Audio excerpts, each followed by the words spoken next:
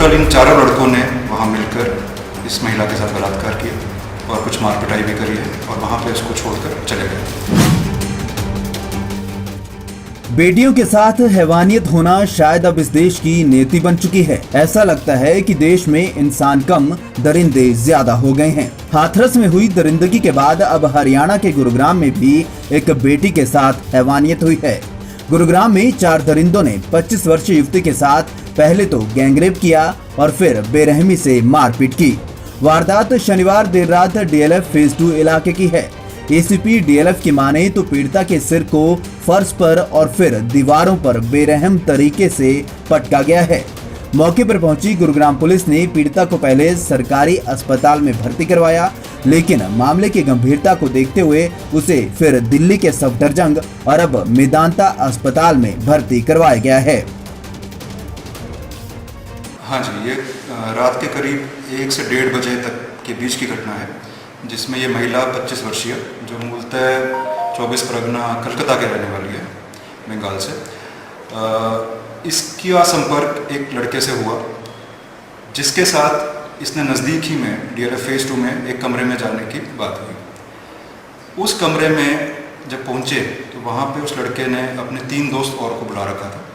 तो टोटल इन चारों लड़कों ने वहाँ मिलकर इस महिला के साथ बलात्कार किया और कुछ मार पिटाई भी करी है और वहाँ पे उसको छोड़कर चले गए। पुलिस को सूचना मिलते ही हमने लड़की को वहाँ से लिया, हॉस्पिटल में भर्ती कराया, उसका इलाज कराया और अभी वो इलाज चल रहा है। डीएलएफ फेज 2 के इसी ऑफिस में गैंगरेप की इस वारदात को अंजाम दिया गया है। फर्श पर बिखरे शीशे और दीवारों पर लगा खून रात भर यहाँ हुई हैवानियत को बयां कर रहे हैं। एसीपी डीएलएफ कर्ण गोयल के मुताबिक पीड़िता 4 आरोपियों में से एक को पहले से जानती थी और इसी से मिलने कल रात गुरुग्राम आई थी। बस इसी का फायदा उठा युवक इसे डीएलएफ फेज 2 के इस ऑफिस में ले आया और फिर उसने अपने साथियों के साथ मिलकर युवती के साथ गैंगरेप किया और फिर बेरहमी से मारपीट की। एसीपी के मुताबिक वारदात में शामिल 4 आरोपियों पवन, पंकज, रंजन और गोविंद को गिरफ्तार कर लिया गया है। सुबह होने तक हमने इन चारों लड़कों को जगह जगह गुड़गांव पे ही रेड करके अरेस्ट कर लिया है और उनसे भी पूछताछ इंटरोगेशन जारी है।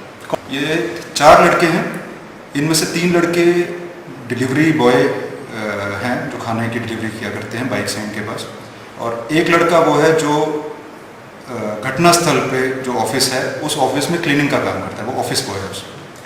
ये मूलतः चारों लड़के बिहार के रहने वाले हैं और यहाँ लोकली ये चकरपुर गांव में कमरा लेकर रह रहे हैं।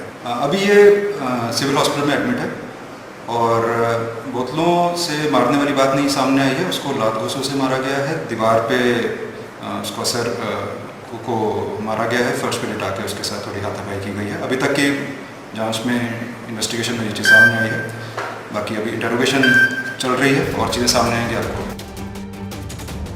हाथरस की हैवानियत के बाद जहां पूरा देश गुस्से में है तो वहीं उसी तरह की वारदात अब साइबर सिटी गुरुग्राम में हुई है।